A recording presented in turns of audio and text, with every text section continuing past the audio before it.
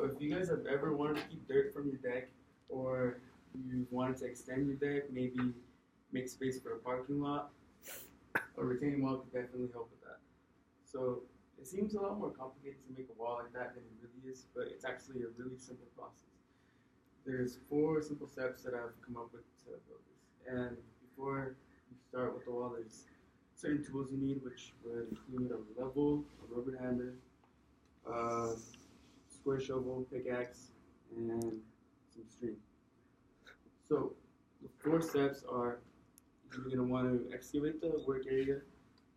You're going to want to create a footing, and then you're going to want to put gravel in that footing.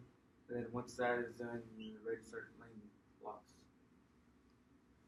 So the first step is to excavate the work site. So that job right there before would just be a hill, so you want to clear all that dirt up. So let's say you want to extend the patio or whatever you have 2 feet, you would want to remove all that dirt. And once that is done, you can move on to the second step, which is creating the footing. So what is a footing? A footing is basically the base of the wall. It ensures that the wall is a lot stronger. So if you were to just start stacking the blocks without creating the footing, the wall might be a little bit weaker to fall over a little bit easier. But with this, you got to dig like 16 inches, 12 to 16 inches in the ground, so that the first row of blocks are dug underneath the dirt. And like I said before, this ensures that the wall is a lot stronger. To get that started, you're gonna need your square shovel, and it doesn't have to be perfect. Just try to make it as level as possible. But this is where the gravel or sand comes into play. The gravel, it ensures that you're able to manipulate the ground so that the blocks are able to move around. Because with just the dirt, that'd be kind of hard to make it perfectly level. It's not really possible.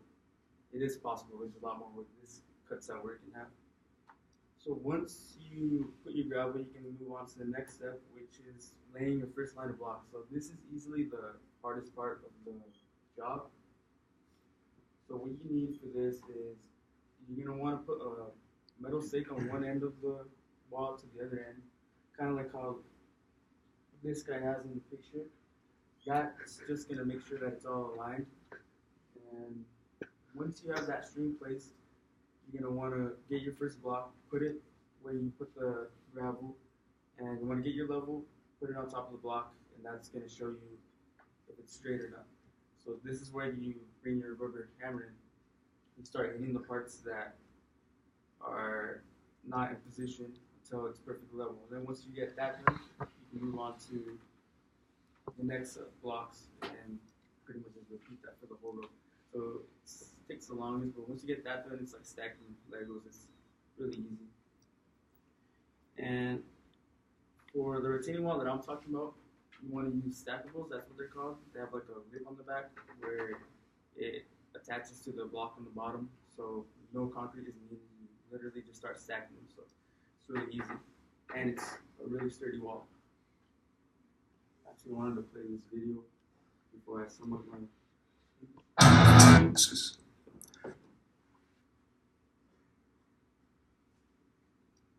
So in this video, the guy doesn't make a footing, so I think that's one of the errors. But then again, he makes the wall a lot smaller than what I usually do. Because me and my dad actually work on this since I've been working in construction pretty much my whole life. So that's why I know a lot about this. I actually worked in a construction company in the summer. So yeah. So as you can see, after he laid his first line, he just started stacking the blocks. It's a really easy process.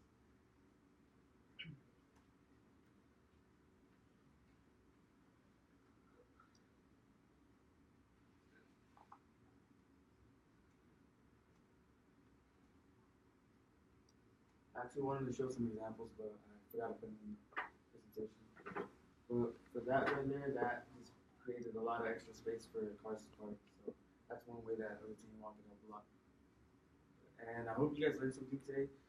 So I assume all of you guys will own homes one day, and this will help you when you're maybe hiring someone or maybe you want to try to build the wall yourself, this can come in handy. Thank you.